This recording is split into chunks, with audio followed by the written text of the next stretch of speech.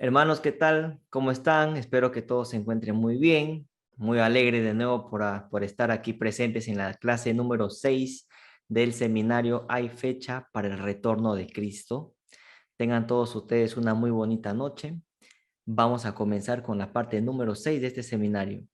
Antes de comenzar, primero vamos a hacer una pequeña oración. Vamos a orar, hermanos.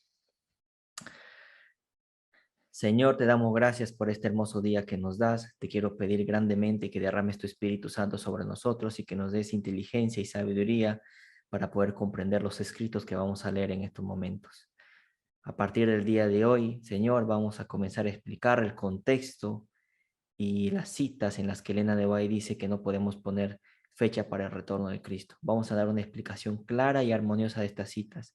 Te pido, Señor, que me des sabiduría e inteligencia para poder explicar la clase de una manera fácil y sencilla.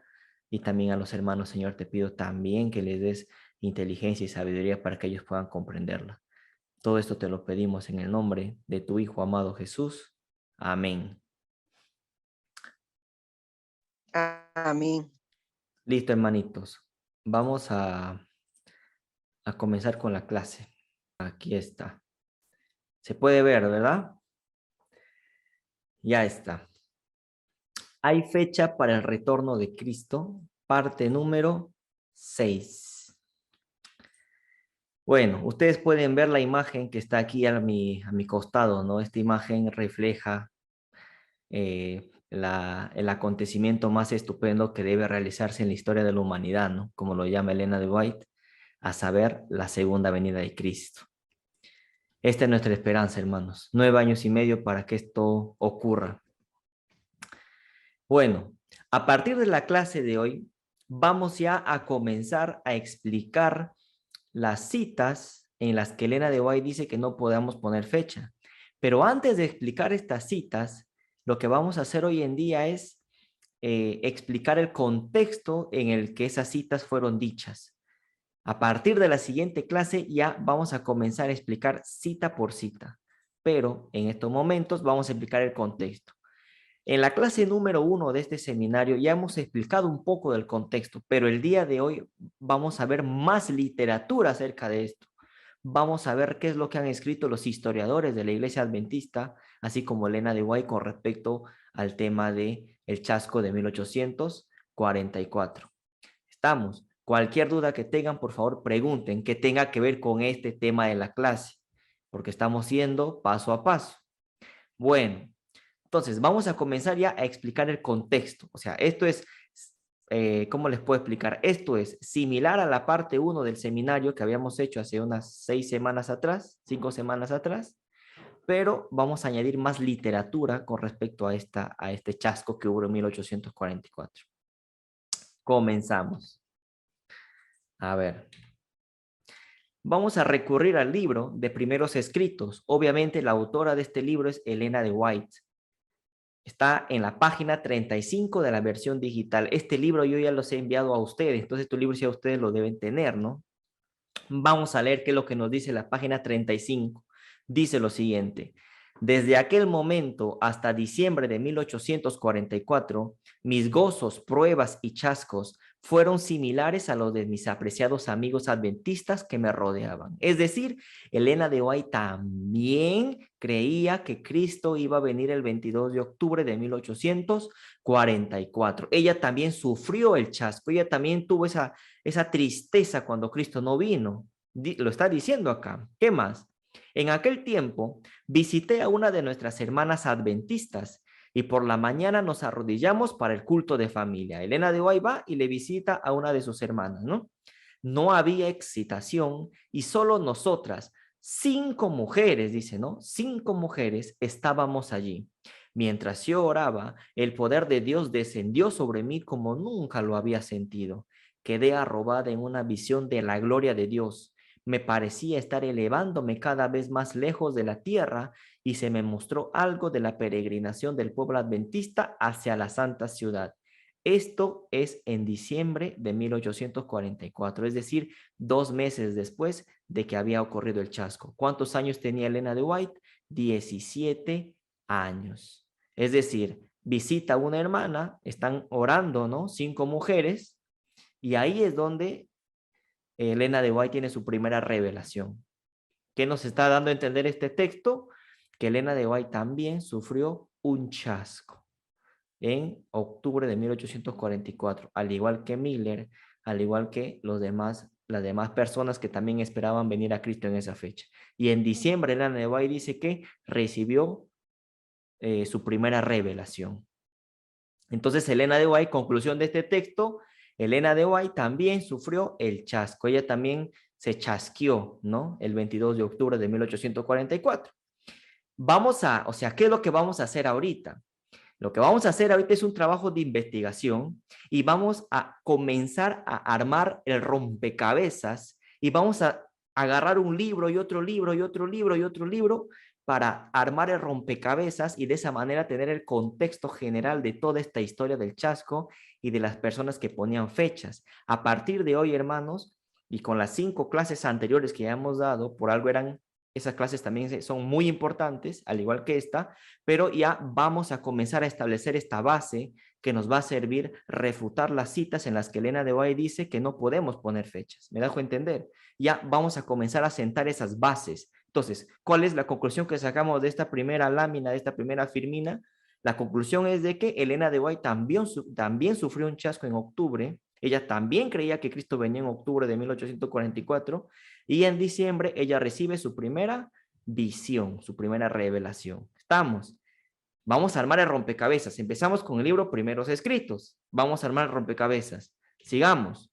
Primeros Escritos, página 42, versión digital. Este libro lo tienen ustedes, está en el grupo de WhatsApp. Dice, en aquel tiempo había fanatismo en el estado de Maine. Algunos evitaban todo trabajo y despedían de la fraternidad a cuantos no querían aceptar sus opiniones al respecto, así como algunas otras cosas que ellos consideraban deberes religiosos. Es decir, en el estado de Maine había fanatismo. ¿En qué sentido? Si alguien opinaba diferente a lo que estos fanáticos decían, entonces los echaban, los desechaban, ¿no? ¿Y qué era ese algo? ¿En qué es lo que creían esos fanáticos en ese momento? Vamos a ver. Dice, Dios me reveló esos errores en visión y me envió a sus hijos extraviados para que se los declarase. Pero muchos de ellos rechazaron rotundamente el mensaje y me acusaron de amoldarme al mundo. Por otro lado, los adventistas nominales me acusaron falsamente de fanatismo. Es decir, a Elena de White le habían dicho fanática. ¿Por qué? Vamos a ver. Y algunos con impiedad me llamaban dirigente del fanatismo, que en realidad yo estaba procurando corregir. Entonces, Elena de White le decían fanática porque, ¿por qué? Porque Elena de White trataba de corregir el fanatismo que había con estas personas que tenían una mente cerrada. Entonces, estas personas, los verdaderos fanáticos, decían Elena de White fanática, ¿no? Ironía de la vida, porque Elena de White trataba de corregir ese fanatismo que ellos estaban queriendo imponer. ¿Y en qué consistía este fanatismo de la gente que estaba fanática? ¿En qué consistía este fanatismo? Dice, diferentes fechas fueron fijadas en repetidas ocasiones para la venida del Señor. Es decir, después del chasco del 22 de octubre del año 1844, la gente de esa época seguía poniendo fechas para la segunda venida de Cristo. En eso consistía ese fanatismo, seguir poniendo fechas en esa época. Vamos a seguir, pero ¿en qué estaban basadas esas fechas? ¿En qué profecías se basaban para decir que Cristo venía en tal año o en tal mes? Dice, y se insistió en que los hermanos las aceptasen. O sea, los fanáticos decían, Cristo viene en 1851, Cristo viene en 1854, tienen que aceptar, decían estos fanáticos. Pero Elena de White decía, no pongan fechas. No pongan fechas, decía Elena de White. ¿Pero por qué decía no pongan fechas? Porque estas personas fanáticas estaban poniendo fechas basadas en una profecía de tiempo. ¿Y en cuál profecía de tiempo se estaban basando? Sigamos leyendo. Dice, pero el Señor, dice Elena de White, me mostró que todas estas fechas pasarían, porque el tiempo de angustia debía transcurrir antes de la venida de Cristo, y que cada vez que se fijara una fecha y ésta transcurriera, ello no podría sino debilitar la fe del pueblo de Dios. Por enseñar esto, se me acusó de acompañar al siervo malo que decía en su corazón, mi Señor tarda en venir. Esta es una cita que muchas veces las personas de la denominación adventista nos lo muestran para decir, ¿ves? Cada vez que pones una fecha, esta va a pasar. ¿Y eso qué va a ocasionar? Que va a debilitar la fe del pueblo de Dios. Esta es una cita que Elena de White sacó para la gente de su época. Porque en este contexto que estamos leyendo, ¿para quién es esta cita? Para la gente que estaba poniendo fechas en su época. Leemos, diferentes fechas fueron fijadas, no fijadas en el pasado, en repetidas ocasiones para la venida del Señor. Es decir, Elena de White dijo que todas esas fechas que fueron fijadas en su época iban a pasar y Cristo no iba a venir en esa época. ¿Por qué? Porque no tocaba en ese tiempo que Cristo venga todavía. Primero, dice ella, tenía que pasar el tiempo de angustia. Claro, no, Cristo no puede venir por segunda vez. Voy a poner este ejemplo. Cristo no podía venir por segunda vez en la época de Elena de White porque primero tenía que venir, ¿qué cosa? El tiempo de angustia. Es decir, primero tenía que venir la persecución. ¿Y la persecución por qué se daría? Claro, por guardar el sábado. Pero si en esa época ni siquiera ellos tenían, la gente de esa época ni siquiera tenía bien en claro la verdad del sábado. Entonces, ¿cómo Cristo podía venir por segunda vez si ni siquiera tenían claro ellos la verdad del sábado? Y por lo tanto, no podría venir el tiempo de angustia ni la persecución, por lo tanto Cristo todavía no podría haber venido, porque faltaba predicar otros temas que implicaban doctrina dentro de la iglesia. Faltaban establecer las bases, las columnas doctrinales de la iglesia para poder, ¿qué cosa? Establecer esta creencia, ¿no? Entonces, ¿qué pasa? Que esta gente comenzó a poner fechas, claro, pero en ese tiempo todavía faltaba predicar la verdad del sábado, faltaba predicar el tema de la justificación. Mira, el tema de la justificación por la fe recién llegó en 1888 y eso que la iglesia como que no aceptó tanto que digamos ese mensaje también. No sé si me dejo entender. Creo que Juanita levantó la mano. Juanita, ¿tienes una pregunta? Hola hermano, no es pregunta, nada más me recuerdo que en la Biblia también dice que antes de la venida de Cristo se levantaría la apostasía y también se manifestaría el hombre de pecado. Uh-huh. Así es, Y pues Juanita, eso eso es todavía no cierto. pasa. Eso es cierto, eso es cierto. Bueno, el hombre de pecado vendría a ser el papa, ¿no? El papa de turno, pero todavía no se podía, no se, en la época de Elena de White no se había levantado una persecución contra los guardadores del sábado. ¿Por qué? Porque todavía no había guardadores del sábado, habían pocos que habían aceptado esa doctrina del sábado, pero faltaba que el mensaje llegue a más gente, ¿no? Como hoy en día, por ejemplo, ¿ok? Entonces, sigamos. Sigamos, ya estamos entrando en el contexto, ¿ya? Bueno, ahora ya vamos a comenzar a armar el rompecabezas. Bueno, hemos leído primeros escritos, la historia como que queda ahí, pero tenemos que acudir a otro libro, ¿para qué? Para poder continuar con esta historia. O sea, ya tenemos una pieza y la otra pieza la sacamos de otro libro. Este otro libro se llama Los que vieron y creyeron, del señor Herbert Edgar Douglas, que fue también un historiador de la iglesia adventista del séptimo día. Vamos entonces a sacar este libro, esta cita, dice, ¿no? El libro se llama Los que vieron y creyeron de Herbert Edgar Douglas, dice, capítulo 2, la visión que dio inicio a un movimiento. El subcapítulo se llama El camino angosto, es decir, vamos a continuar lo que está en primeros escritos. De acá vamos a saltar este libro para continuar la secuencia de la historia, es donde ahí se comienza a hacer el trabajo de investigación y donde se comienza ya a armar el rompecabezas para tener el contexto completo. Vamos, libro, Los que vieron y creyeron, Herbert Edgar Douglas, El camino angosto. Dice, a ver, un momentito, ya está. Dice, vamos a seguir con la historia, seguimos lo que decía primeros escritos, vamos a seguir con la historia, dice. Pero ya la historia lo continuamos en otro libro, ¿se dan cuenta? O sea, hay que investigar, hermano, o sea, no es solo leer un libro, un capítulo, no es solo decir, hermano, pásame la cita, hay que leer todo el contexto, o sea, y el contexto lo podemos encontrar en diferente material bibliográfico que hay en la iglesia, ¿no? En la denominación. Tenemos tanta literatura, rica literatura, o sea, Tenemos tanta luz, hermanos, que desperdiciar esa luz sería una tontería en realidad. Tantos libros que nos falta leer, ¿no? Vamos a continuar con la historia, ¿ya? Dice, en 1844, Dios se inclina para hablar con Helena Harmon, de 17 años, ¿ah? Con una invalidez casi total en Portland, Maine. ¿Se acuerdan? Había, dice Elena de White, ¿no? En primeros escritos, había fanatismo en el estado de Maine, dijo. ¿Ves? Seguimos con la historia. Dice, durante la primera semana de diciembre, pocas semanas antes, Helena y aproximadamente otros 100,000 metodistas, o sea, el 22 de octubre de 1844, bautistas y presbiterianos sufrieron un triste chasco cuando el 22 de octubre de 1844 Jesús no regresó como ellos esperaban. O sea, Helena de White sufre el chasco también, como ya lo habíamos explicado en los primeros minutos de esta clase número 6 de este seminario. ¿Qué dice Helena de White? Dice, ella recordó. ¿Qué dijo Helena de White? Helena de White textualmente dice lo siguiente: fue un chasco muy amargo que sobrecogió al pequeño grupo cuya fe había sido tan fuerte y cuya esperanza había sido tan elevada. Pero quedamos sorprendidos al ver que nos sentíamos tan libres en el Señor y que éramos tan poderosamente sostenidos por su fortaleza y su gracia. Aunque estábamos chasqueados, no nos sentíamos desanimados. Estaban chasqueados, estaban tristes, pero no desanimados. Es decir, Helena de White también creyó que Cristo venía el 22 de octubre de 1844. Helena de White también se chasqueó.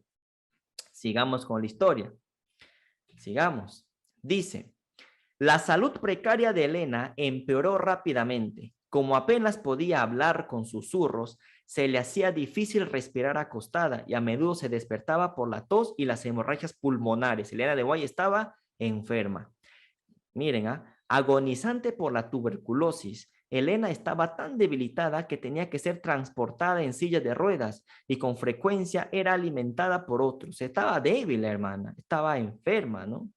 Estaba mal de salud. En esta condición, en su condición enferma, respondió a una invitación de una amiga íntima, la señora Elizabeth Rains, para que ella y otras 3 mujeres la visitaran en su casa en Portland del Sur para una reunión de oración. ¿Qué dice? Estas mujeres que visitaron a Helena de White también estaban confundidas y desanimadas.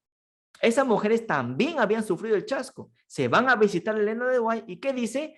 Habían abandonado su confianza en la validez de la fecha de octubre, pero todavía esperaban que Jesús regresara en algún momento del futuro cercano. Es decir, estas mujeres dijeron, ¿saben qué?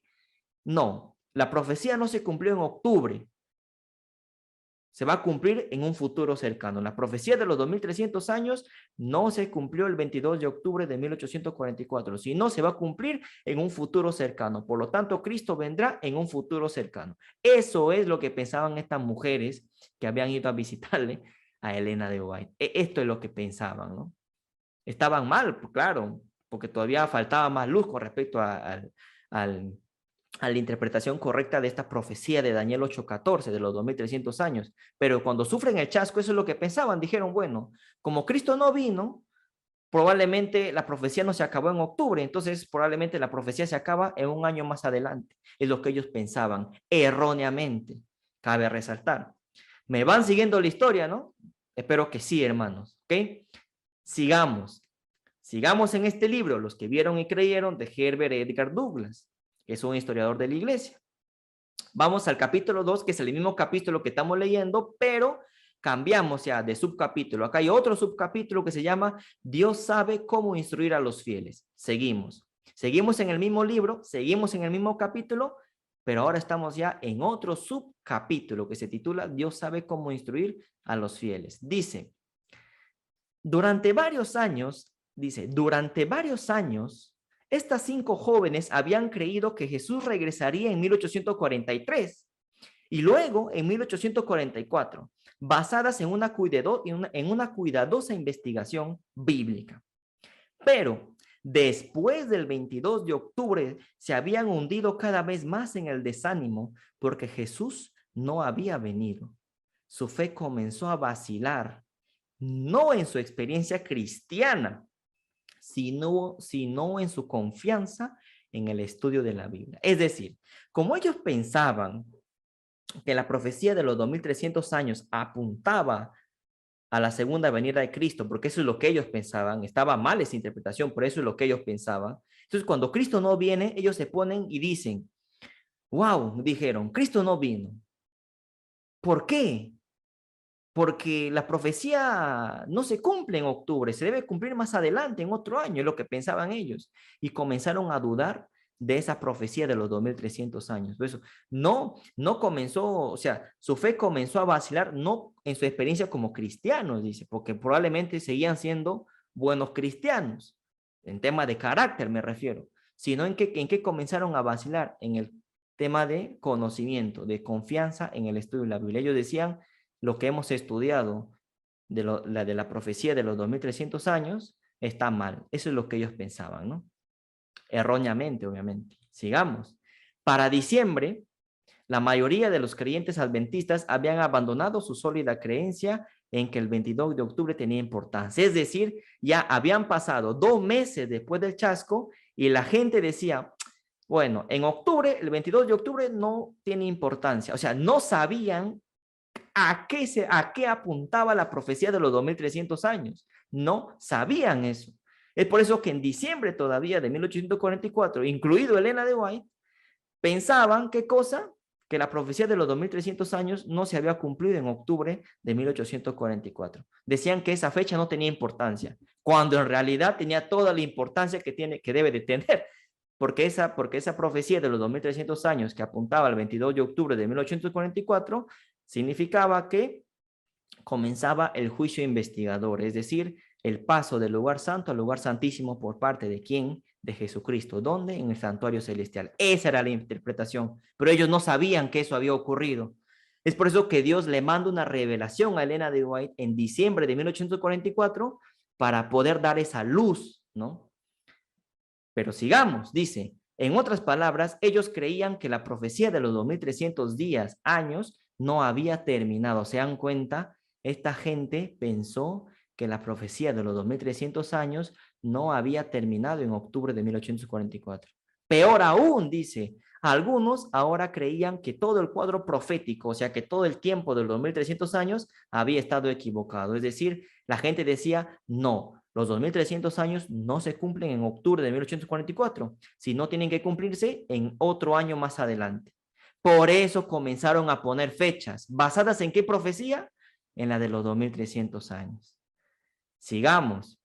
Según escribió Elena en 1847, ya 3 años después del chasco, en el momento en que tuve la visión del clamor de medianoche, dice ella, que fue en diciembre de 1844, había abandonado la idea de que el cumplimiento de la profecía fuera en el pasado y la esperaba para el futuro.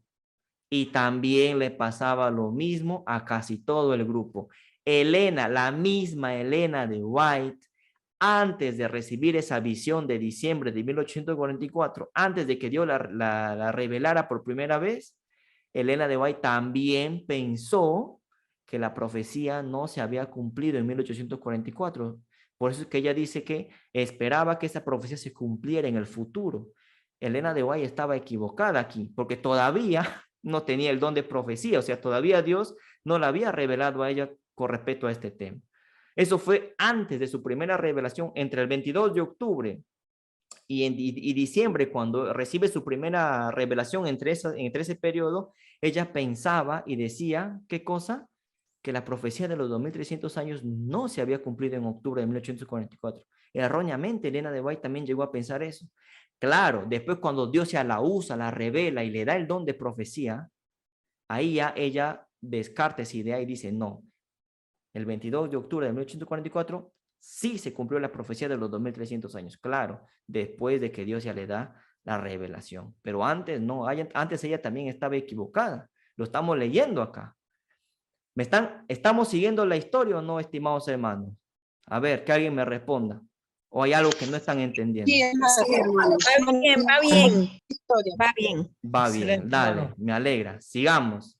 O sea, la gente que pensó que la profecía de los 2300 años no se había cumplido en octubre de 1844, sino que se iba a cumplir en un periodo futuro. Equivocadamente pensaban eso. Se dan cuenta cuando ya comenzamos a armar el rompecabezas. Mira, comenzamos con primeros escritos, luego tenemos que ir a este libro de Herbert Edgar Douglas, que es un historiador de la iglesia, y así vamos completando el rompecabezas para tener un contexto, y armar ya las bases para poder refutar esas citas tantas veces que nos han dicho que no podemos poner fecha para el regreso de Cristo. Bueno, vamos a refutar, pero primero tenemos que instalar las bases para poder refutar esas citas. Sigamos. Pero esta visión de diciembre les dio un panorama totalmente diferente a estos entristecidos creyentes adventistas. Elena de White recibe esa visión y ya les da un panorama diferente. Ahí ya Elena de White dice, sí se cumplió la profecía de los 2300 años. Vamos a ver a qué apuntaba esa profecía, ¿no? Dios había estado guiando a su pueblo. El inolvidable clamor de medianoche del verano de 1844 ahora debía brillar como una luz sobre el sendero de quienes se dirigían gozosos hacia la Canaán celestial.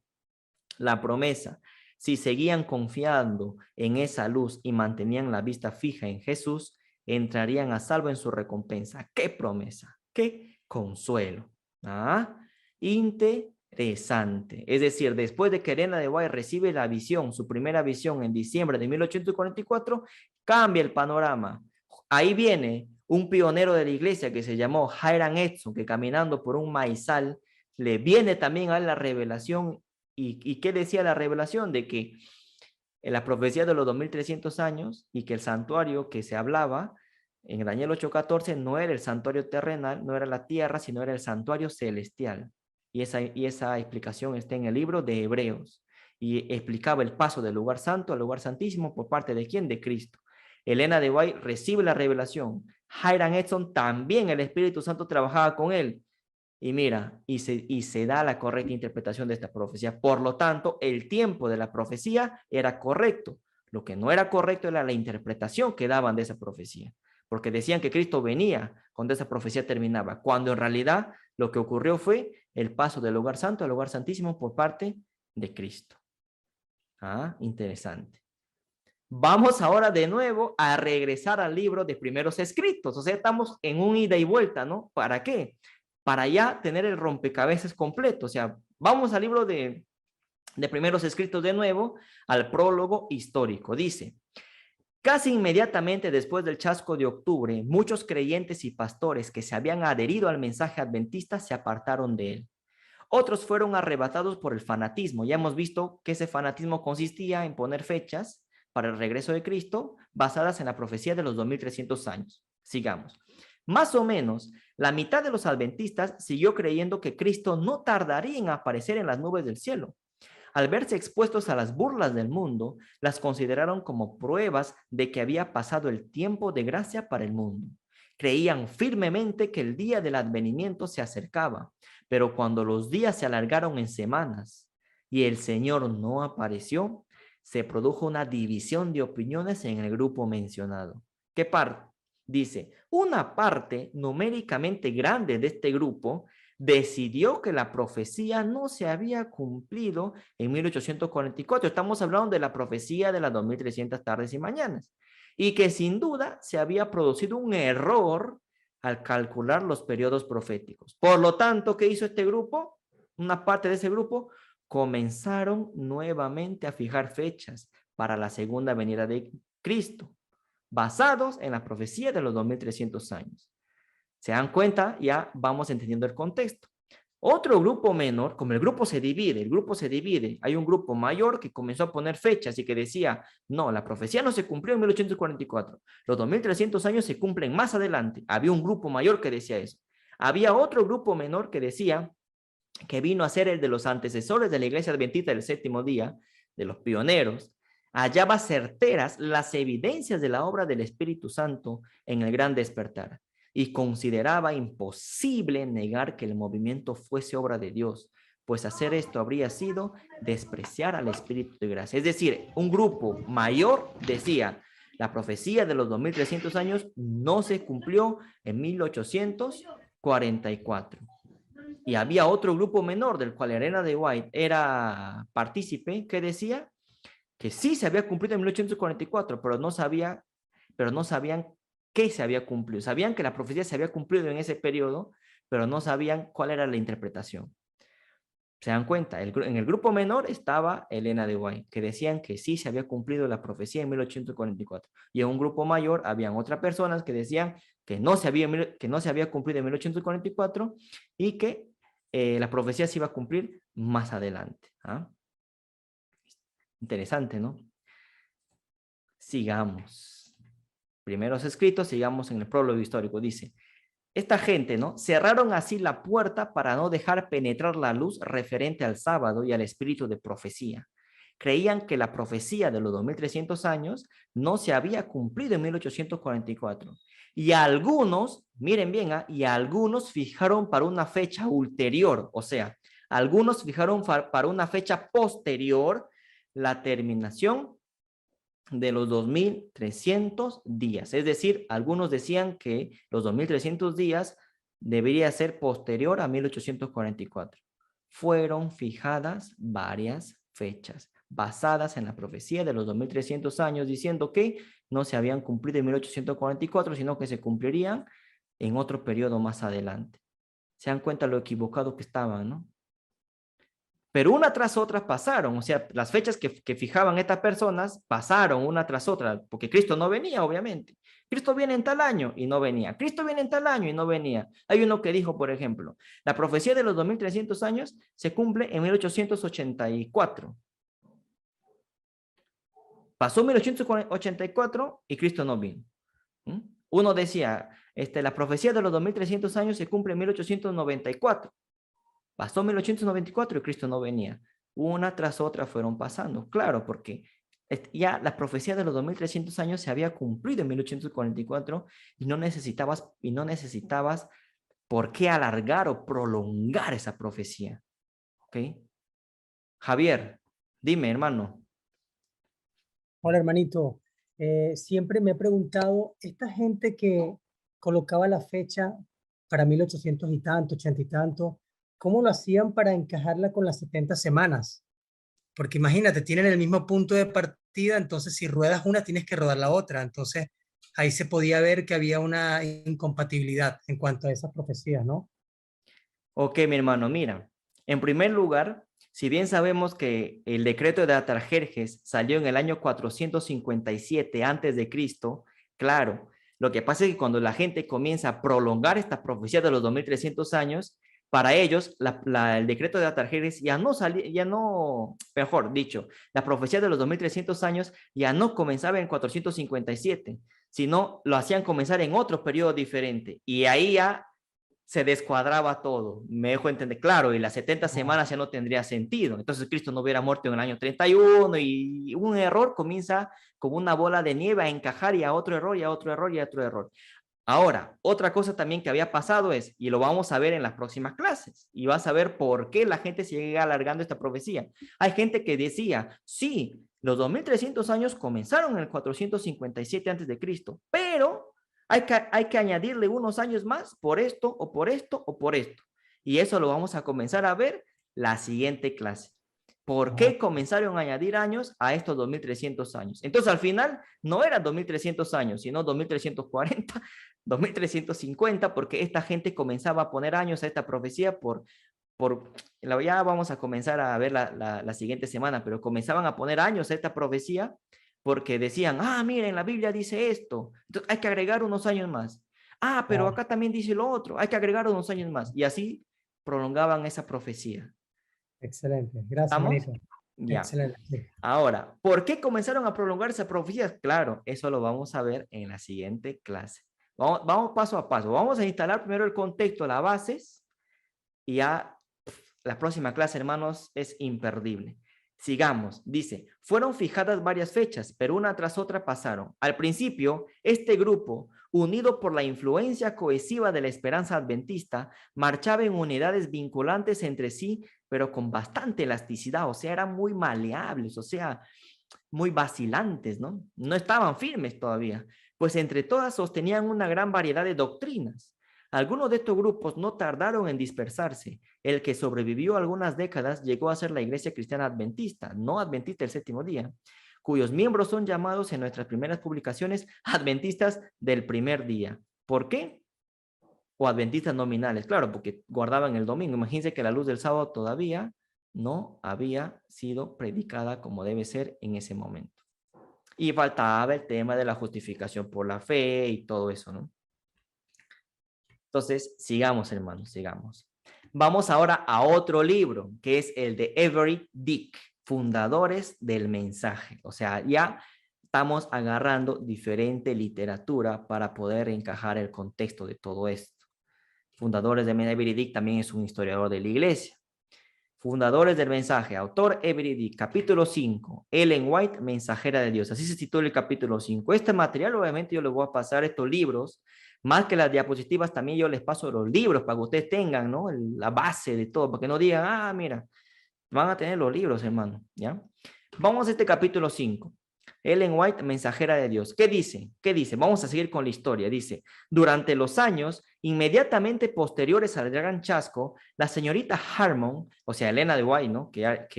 Antes de casarse su apellido era Harmon, obviamente. Luego de casarse pasó a tener el apellido de su marido, ¿no? La señorita Harmon, o sea, Elena de White, se dedicó principalmente a combatir el fanatismo. Ya sabemos en qué consistía ese fanatismo, ¿no?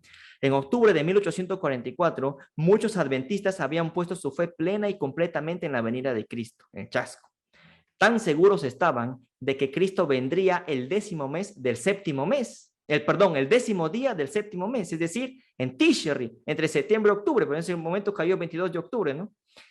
Que cuando no apareció visiblemente en las nubes del cielo, sintieron que debía haber venido invisible o espiritualmente.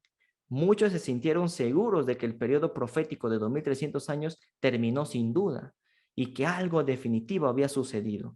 Muchas fueron las conjeturas sobre la naturaleza del evento. Es decir, cuando se cumplió el chasco, la gente sincera dijo, la profecía, el tiempo es el correcto. Los 2300 años son correctos. 22 de octubre de 1844 son correctos. Lo que no es correcto es la interpretación. Entonces la gente decía, ¿qué cosa se habrá cumplido en 1844? ¿Cuál es el significado de esta profecía? El tiempo es el correcto. Lo que no sabemos es qué significa. Es lo que dijeron, ¿no? Estamos leyendo acá. Porque dice, y que algo definitivo había sucedido. Eso es lo que pensaban. Pero no sabían qué cosa era ese algo definitivo. Ese algo definitivo era el traslado del lugar santo, al lugar santísimo por parte de Cristo en el santuario celestial, y con ello comenzaba el juicio investigador. Eso ellos todavía no sabían, no lo habían captado, ¿no? ¿Estamos? Seguimos con la historia. Sigamos. Dice, algunos sintieron que el cálculo del tiempo, o sea, que el cálculo de ¿cuál tiempo? Del tiempo, 2300 años, de ese cálculo. Algunos sintieron que la profecía de los 2300 años, vamos a poner así, que ese cálculo, esa profecía, fue un error. Y estos comenzaron a establecer nuevas fechas para la venida de Cristo. ¿En qué establecieron nuevas fechas para la venida de Cristo? ¿Basándose en qué profecía? En la profecía de los 2300 años. Estamos siguiendo la hilación del texto. Todo fue confusión. Diferentes recorrieron el país tratando de que otros vieran su punto de vista. Entre estos estaban James White, Elena Harmon, Joseph Bates. Vamos a tener una historia con Joseph Bates. La siguiente semana vamos a hablar mucho de Joseph Bates, que fue un pionero adventista y fue uno de los primeros en guardar el sábado, en aceptar esa doctrina. Josué, ¿tienes alguna duda, hermano? Sí, hermano. ¿Me escucha? Sí. Yo quiero preguntar si esa fecha del 10º día del 7º mes se va a volver a repetir, ahora para el 2031. Ok, ahora te respondo. ¿Dónde está eso? Ya. Eso está por acá, si no me equivoco. Bueno, para responderte esto, mira, te estás adelantando un poquito, pero te voy a responder ya por unos minutos, para que no nos gane la hora, por unos segundos. El 10º día del 7º mes, ¿qué fiesta se cumplía? Para La tener expiación, ¿no? Claro, para tener en cuenta esto, primero hay que tener en cuenta, las 7 fiestas anuales judías. Recuerda que cuando caía entre septiembre y octubre, había una fiesta que era la fiesta de trompetas, donde durante 10 días se tenía que tocar la trompeta. Al final de esa 10ª trompeta venía el día de la expiación. ¿Ok? Entonces, cuando tú me preguntas si esto se va a volver a repetir, bueno, en ese mes desde septiembre a octubre, que es el mes de Tishri, hay un paralelismo entre esto y el mes de Tishri. No exactamente el 10º día, porque el 10º día todavía era el sonido de la 10ª trompeta. Después de la 10ª trompeta, ¿qué pasaba? Al siguiente día, día de la expiación. Y luego, tabernáculos. O sea, exactamente no es el 10º día, sino es después del 10º día. Ahí, en estos días, pues, más o menos, en ese mes es. En ese mes, pero no el 10º día. Ya, muy bien, gracias. Dale, dale. Bueno, esto lo vamos a ver con más detalle más adelante. Esto todavía viene más adelante. Hay que tener en cuenta las 7 fiestas judías, las fiestas anuales, todo eso hay que tener en cuenta, hermanos, ¿ya? Pero estamos yendo paso a paso.